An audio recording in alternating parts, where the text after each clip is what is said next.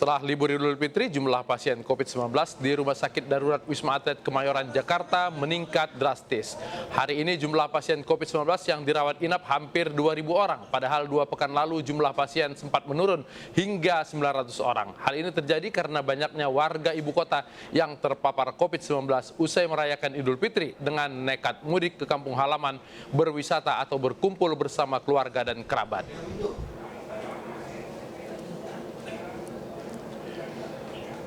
Vaksin gotong royong gratis untuk pekerja, mempercepat kekebalan komunal dan ciptakan perusahaan yang lebih produktif. Beralih ke informasi lain, dana kemanusiaan untuk Palestina, pendakwah Ustadz Adi Hidayat akan melaporkan akun-akun media sosial yang diduga memfitnahnya. Adi Hidayat berhasil mengumpulkan dana kemanusiaan untuk Palestina sebesar 30 miliar rupiah.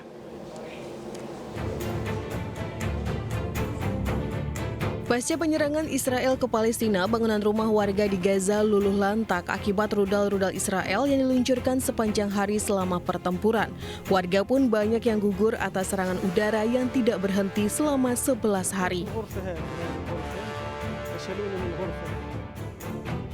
Untuk membantu warga Palestina yang menjadi korban perang, pendakwah Ustadz Adi Hidayat berhasil menggalang dana sebesar 30 miliar rupiah dalam waktu 6 hari.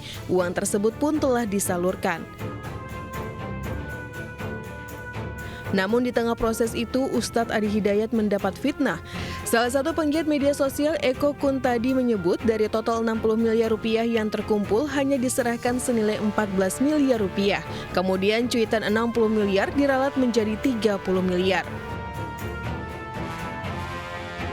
Adi Hidayat pun merasa geram atas tudingan yang hanya sebatas fitnah. Ia pun akan melaporkan pihak-pihak yang melakukan fitnah terhadapnya terkait donasi kemanusiaan untuk Palestina.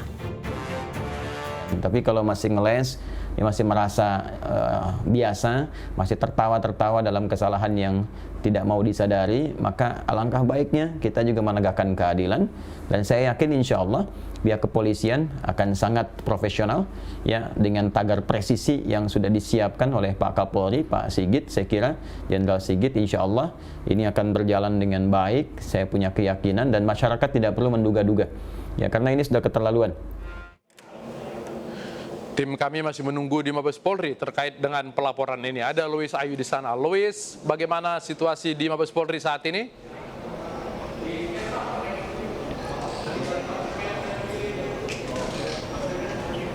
Ya, Latif dan juga pemirsa, benar sekali Ustadz Adi Hidayat telah mengultimatum sejumlah akun di media sosial yang memfitnah dirinya menggelapkan dana bantuan Palestina, dan informasi yang tersebar juga bahwa hari ini ia berencana untuk melaporkan pihak-pihak yang memfitnah dirinya tersebut ke Bareskrim Polri pada hari ini.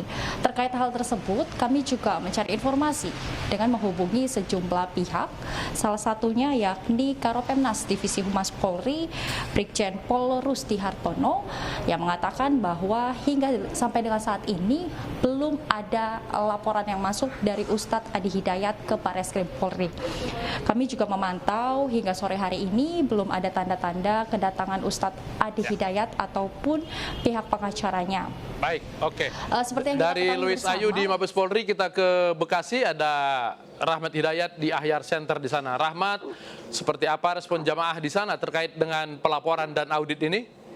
Ya, Latif, saat ini saya persis berdiri di depan kantor Kuantum Al Ahyar yang beralamat di perumahan Pondok Timur Mas, Kelurahan Jakarta Setia, Bekasi Selatan. Berdasarkan hasil dari wawancara kami kepada sejumlah jamaah yang ada tidak jauh dari kantor Kuantum Ahyar itu, bahwa menyatakan bahwa apa yang sudah adanya pemberitaan tentang bahwa Ustadz UAH itu menggelapkan dana untuk sumbangan tanah Palestina itu tidak dibenarkan oleh jamaah. Bahkan jamaah pun sangat terkejut dengan adanya pemberitaan di media sosial maupun media mainstream. Bahwa jamaah yang mereka tahu bahwa sebelum adanya COVID ini, bahwa Ustadz Adi Hidayat itu sering melakukan kultum di Masjid Al-Ihsan yang persis berada di dekat tidak jauh dari kantor Kuantum Ahyar. Demikian, Latif. Oke, Rahmat Hidayat di Bekasi dan Louis Ayu di Mabes Polri. Terima kasih. Pembangunan stasiun MRT memasuki fase 2 hingga ke Monas. Kami hadirkan informasinya sesaat lagi.